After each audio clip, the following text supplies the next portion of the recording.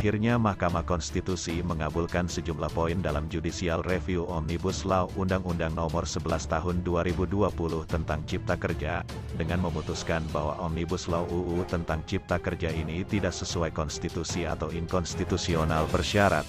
Putusan dibacakan oleh Ketua MK Anwar Usman dalam sidang uji formil UU 11 Tahun 2020 Cipta Kerja yang disiarkan secara daring pada Kamis tanggal 25 November tahun 2021.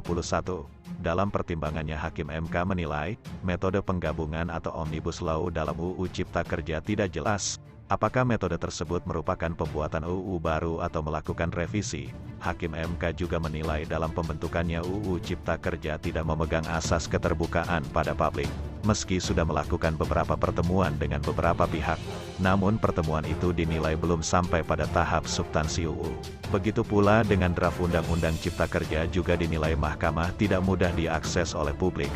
Oleh karena itu Mahkamah menyatakan Omnibus Law Undang-Undang Nomor 11 Tahun 2020 Cipta Kerja inkonstitusional bersyarat selama tidak dilakukan perbaikan dalam jangka waktu 2 tahun setelah putusan dibacakan.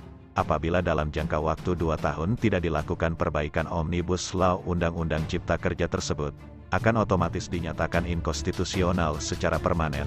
Selain itu, Mahkamah menyatakan seluruh undang-undang yang terdapat dalam Omnibus Law Undang-Undang Nomor 11 Tahun 2020 Cipta Kerja tetap berlaku sampai dilakukan perbaikan. MK juga memerintahkan pemerintah untuk menangguhkan segala tindakan kebijakan yang bersifat strategis dan berdampak luas dari Omnibus Law Undang-Undang Cipta Kerja. Tidak dibenarkan pula menerbitkan peraturan pelaksana baru yang berkaitan dengan Undang-Undang Cipta Kerja. Nomor 6 PU Datar 19/2021 demi keadilan berdasarkan ketuhanan yang Maha Esa.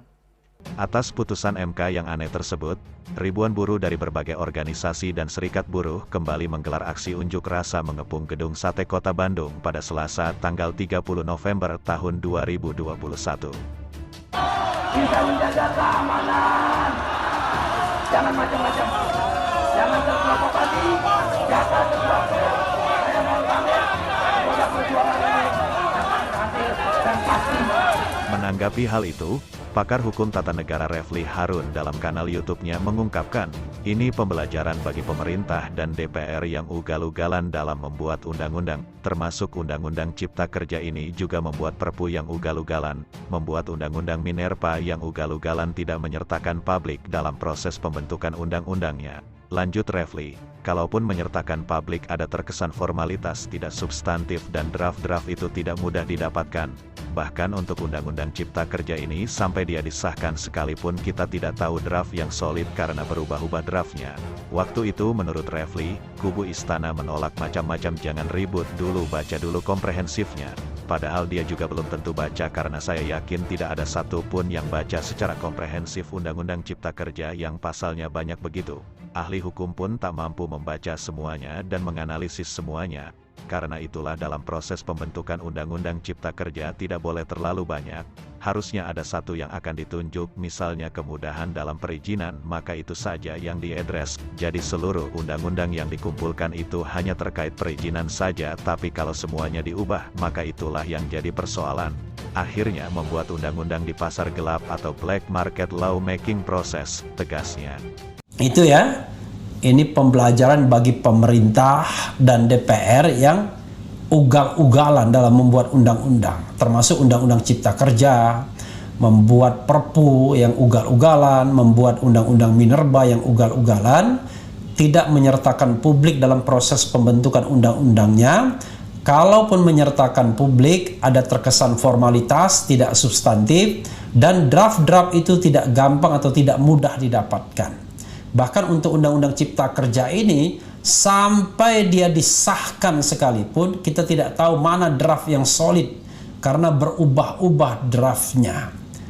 Wah, waktu itu kubu istana menolak macam-macam ya. Wah, jangan ribut dulu, baca dulu komprehensif, padahal dia juga nggak baca.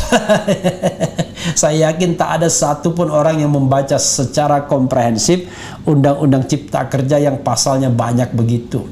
Ahli hukum pun tidak mampu membaca semuanya dan menganalisis semuanya. Karena itulah, dalam proses pembentukan Undang-Undang Cipta Kerja, atau dalam undang-undang Omnibus Law tidak boleh terlalu banyak.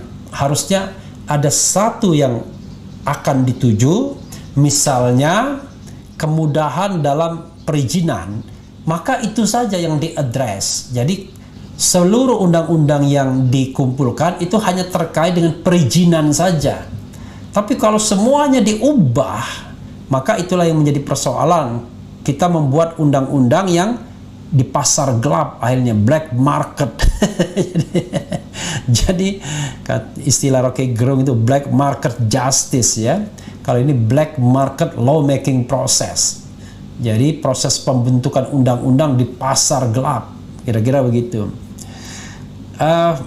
Mudah-mudahan ya Sobat Era sekalian paham dengan putusan MK ini, walaupun memang ada kontroversinya begini.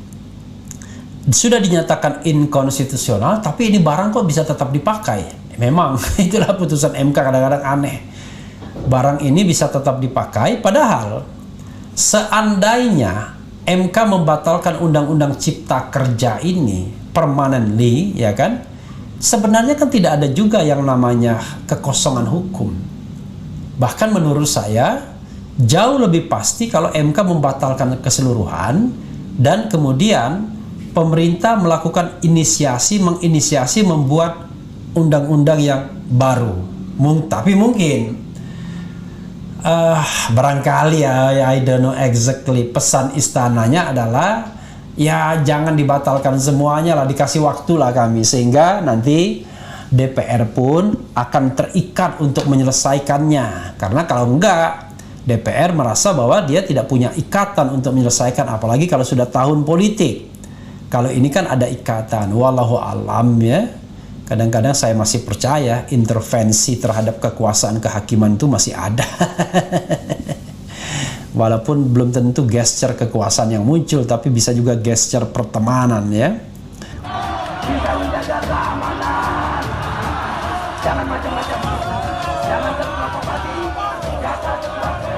Saya mau pamer. Punya perjuangan. Dan pasti. Pasti menang.